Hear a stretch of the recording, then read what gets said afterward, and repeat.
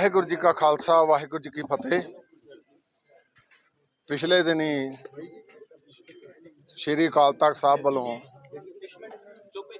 एक अपील हुई सी श्रोमणी गुरुद्वारा प्रबंधक कमेटी ते समुची कौम नूं कि बंदी सिंह जिहड़े बहुत लंबे अरसे दे जेलों में बैठे आ ਉਹਦੇ संबंध ਵਿੱਚ ਸਾਂਝੇ ਯਤਨ ਕੀਤੇ ਜਾਣ।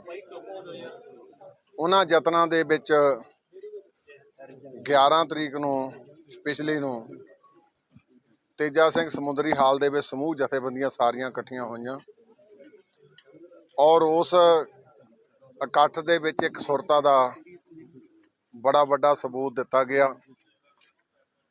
जिहदे विच श्रोमणी अकाली दल दे प्रधान सरदार सुखबीर सिंह जी बादल, श्रोमणी अकाली दल अंमृतसर दे प्रधान सरदार सिमरनजीत सिंह जी मान ते होर जथेबंदियां सिख जथेबंदियां संप्रदावां निहंग सिंह ते दमदमी टकसाल सारे इकट्ठे होए सी।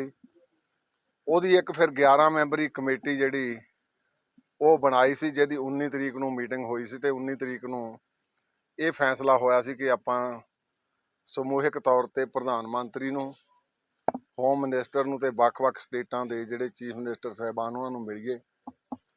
ਸੋ ਮੀਨਵਾਈ ਲਈ ਸਾਨੂੰ ਹਾਲੇ ਤੱਕ ਉਹਨਾਂ ਦਾ ਕੋਈ ਜਵਾਬ ਨਹੀਂ। ਉਹ ਤਾਂ ਸਾਡਾ ਪੋਰਟਲ ਰਾਹੀਂ ਆ ਗਏ, ਰਸੀਟ ਹੋ ਗਈ ਆ, पर कोई सानू अज तक डेट नहीं कोई भी मिली।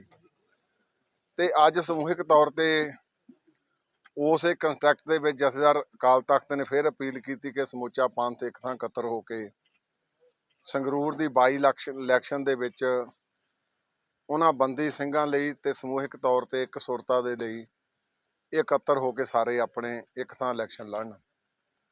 सो अज श्रोमणी अकाली दल के प्रधान साहब सरदार सुखबीर सिंह जी बादल, साडे सीनियर आगू सरदार बलविंदर सिंह जी भूंदड़, सरदार प्रेम सिंह जी चंदू माजरा साडे सीनियर आगू ते दास की ड्यूटी लगी सी। असीं मान साहब नाल बैठ के विचार कीती आ और इस विचार दे विच असीं ये भी इन्हां नूं बेनती कीती भी आपां सारे इकट्ठे हो के, क्योंकि ये भी विच आ, एक सुरता दे नाल एक कैंडीडेट दईए।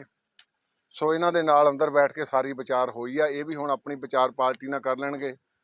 साडी पार्टी वालों ते अकाल तख्त दे निर्देशां अनुसार श्रोमणी गुरुद्वारा प्रबंधक कमेटी की जो मेरी सेवा लाई सी ਉਹਦੇ तहत बैठ के ਅਸੀਂ ਅੱਜ ਵਿਚਾਰਾਂ ਕੀਤੀਆਂ, क्योंकि 6 तरीक तक नॉमीनेशन होनी आ ते सरदार सिमरनजीत सिंह मान साडे सिख कौम दे सरकर्दा बहुत वड्डे आगू भी आ, ਜਿਹੜੇ लंबे अरसे तो आप भी जिस वेले इलैक्शन लड़ी तो जेल दे विच सी ते उदों लगभग 4.5 ਲੱਖ ਦੇ मार्जन ਦੇ ਨਾਲ जिता के इन्हां नूं कौम ने MP बनाया सी।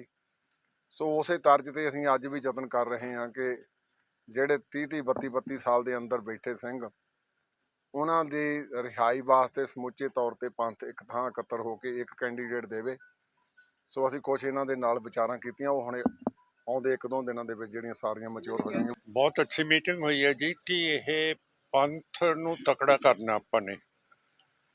ਹੁਣ ਜੇ 11 ਤਰੀਕ ਨੂੰ ਸਾਰੀ STPC ਤੇ ਸਾਰੀਆਂ ਪਾਰਟੀਆਂ ਜਿਹੜੀਆਂ ਉੱਥੇ ਮੌਜੂਦ ਸੀਗੀਆਂ ਉਹਨਾਂ ਨੇ ਰੈਜ਼ੋਲੂਸ਼ਨ ਪਾਸ ਕੀਤੀ ਹੈ ਕਿ ਬੰਦੀਆਂ ਨੂੰ ਆਪਾਂ ਨੇ ਛੁਡਾਉਣਾ ਹੈ ਤੇ ਪ੍ਰਾਈਮ ਮਿਨਿਸਟਰ ਨੂੰ ਚਿੱਠੀ ਲਿਖੀ ਗਈ ਹੈ ਤੇ ਪ੍ਰਾਈਮ ਮਿਨਿਸਟਰ ਤੇ ਇੰਡੀਆ ਤਾਂ ਸਾਡੀ ਗੱਲ ਸੁਣਨ ਨੂੰ ਤਿਆਰ ਹੀ ਨਹੀਂ, ਅਜੇ ਤੱਕ ਜਵਾਬ ਹੀ ਨਹੀਂ ਦਿੱਤਾ।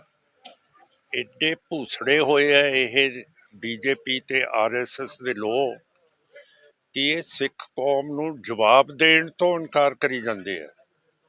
ਸੋ ਪੰਥਕ ਏਕਤਾ ਹੋਣੀ ਇਸ ਮੌਕੇ ਦੇ ਉੱਤੇ ਬਹੁਤ ਜ਼ਰੂਰੀ ਹੈ ਤੇ ਅਸੀਂ ਸਾਰੀ ਪਾਰਟੀ ਸਪੋਰਟ ਕਰਦੀ ਹੈ ਪੰਥਕ ਏਕਤਾ ਨੂੰ। ਪਰ ਜਿਹੜੇ ਮੁੱਦੇ ਹੈਗੇ ਆ ਪੰਥ ਦੇ, ਅੱਜ 333 ਦਿਨ ਹੋ ਗਏ ਅਸੀਂ ਬਰਗਾੜੀ ਦੇ ਮੋਰਚੇ ਦੇ ਵਿੱਚ ਬੈਠੇ ਆ ਲਗਾਤਾਰ ਕਿ ਬਰਗਾੜੀ ਦਾ ਫੈਸਲਾ ਨਹੀਂ ਹੋ ਰਿਹਾ। ਜਿਹੜੇ ਹਾਈ ਕੋਰਟ ਦੇ ਜੱਜ ਹੈ, ਸ਼ੇਖਵਤ ਹੈ, ਸਾਗਵਾਨ ਹੈ, ਬਜਾਜ ਹੈ, ਇਹ ਦੋਸ਼ੀਆਂ ਨੂੰ ਜ਼ਮਾਨਤਾਂ ਦੇਈ ਜਾਂਦੇ ਹੈ ਤੇ ਸਿੱਖਾਂ ਦਾ ਇੱਥੇ ਸਾਡੇ ਜਿਹੜੇ ਮਨੁੱਖੀ ਅਧਿਕਾਰ ਹੈ ਉਹਨਾਂ ਨੂੰ ਰਗੜਿਆ ਜਾ ਰਿਹਾ ਹੈ। ਜਿਹੜੀ ਅੱਜ ਮੀਟਿੰਗ ਹੋਈ ਹੈ ਇਹਦਾ ਕੀ ਸਿੱਟਾ ਨਿਕਲਿਆ ਅੱਜ ਮੀਟਿੰਗ ਬਹੁਤ ਇਸੇ ਗੱਲ ਦੇ ਉੱਤੇ ਹੋਈ ਹੈ ਕਿ ਪੰਥ ਤੇ ਇਲੈਕਸ਼ਨ ਇਕੱਠੇ ਲੜੀਏ ਤੇ ਆਪਾਂ ਇਹ ਪਾਰਲੀਮੈਂਟ ਦੇ ਵਿੱਚ ਜਾਈਏ। ਕਾਗਜ਼ ਭਰੋਗੇ ਆਪਣੀ ਸਿੰਬਲ ਤੇ? ਹਾਂ ਮੇਰੇ ਕੋਲ ਤਾਂ ਸਿੰਬਲ ਹੈ ਨਹੀਂਗਾ। ਮੈਨੂੰ ਤਾਂ ਸਿੰਬਲ ਇਲੈਕਸ਼ਨ ਕਮਿਸ਼ਨ ਨੇ ਦਿੱਤਾ ਨਹੀਂ ਹੈ, ਦਊਗਾ। ਤੇ ਕਾਗਜ਼ ਤਾਂ ਮੇਰੀ ਪਾਰਟੀ ਨੇ ਕਿਹਾ ਕਿ ਕੱਲ ਤੁਸੀਂ ਭਰ ਦੇਣੇ ਆ। ਜੇ ਪੰਥ ਨੂੰ ਇਕੱਠੇ ਹੋਣ ਦੀ ਗੱਲ ਹੁੰਦੀ ਹੈ, ਸਿਮਰਨਜੀਤ ਸਿੰਘ ਮਾਨ ਵੀ ਅਕਾਲੀ ਦਲ ਦੇ ਹੱਕ 'ਚ ਖੜ ਸਕਦੇ ਜੇ ਉਹਨਾਂ ਦਾ ਕੈਂਡੀਡੇਟ ਹੋ ਗਿਆ ਜੀ। ਜੀ ਜੇ ਇਕੱਠੇ ਤੌਰ ਤੇ ਇਲੈਕਸ਼ਨ ਲੜਨੀ ਪਈ ਅਕਾਲੀ ਦਲ ਦਾ ਕੈਂਡੀਡੇਟ ਤੁਹਾਨੂੰ ਸਮਰਥਨ ਦੇ ਰਹੇ ਨੇ, ਤਾਂ ਤੁਸੀਂ ਵੀ ਸਮਰਥਨ ਦੇ ਸਕਦੇ ਹੋ। ਕਿਹਨੂੰ ਦੇ ਸਕਦਾ ਮੈਂ? ਅਕਾਲੀ ਦਲ ਨੂੰ ਜਿਸ ਤਰ੍ਹਾਂ ਕਹਿ ਰਿਹਾ ਵੀ ਇਕੱਠੇ ਹੋ ਕੇ ਲੜਾਂਗੇ ਜੀ। ਉਹ ਤਾਂ ਜਿਹੜੀ ਮੇਰੀ ਪਾਰਟੀ ਕਹੂਗੀ ਤਾਂ ਹੀ ਦੇਵਾਂਗੇ ਨਾ। ਜੇ ਇਹ ਪਾਰਲੀਮੈਂਟ ਦੇ ਵਿੱਚ ਬੋਲਣ ਵਾਲਾ ਆ ਜਿਹੜੀਆਂ ਸਾਰੀਆਂ ਗੱਲਾਂ ਮੈਂ ਕੀਤੀਆਂ ਹੈ, ਇਸ ਨੂੰ ਕਰਨ ਵਾਲਾ ਕੈਂਡੀਡੇਟ ਦੇਣਗੇ ਫਿਰ ਅਸੀਂ ਸੋਚਾਂਗੇ।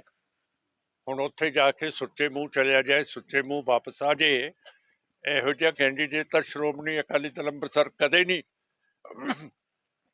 ਹਾਂ ਭਰੂਗੀ। ਆਪਣੇ ਕੋਲੇ ਰਿਸਪੌਂਸਿਬਿਲਿਟੀ ਵੀ ਤਾਂ ਹੈ। ਤੁਸੀਂ ਲੜ ਰਹੇ ਹੋ, ਤੁਹਾਡਾ ਸਮਰਥਨ ਕਰਨਗੇ ਹੁਣ ਜੀ ਉਹ? ਹਾਂ, ਮੈਨੂੰ ਉਮੀਦ ਹੈ ਕਿ ਕਰਨਗੇ। ਤਦ ਇੱਥੇ ਆਏ ਸੀਗੇ, ਜੀ ਆਇਆਂ ਨੂੰ।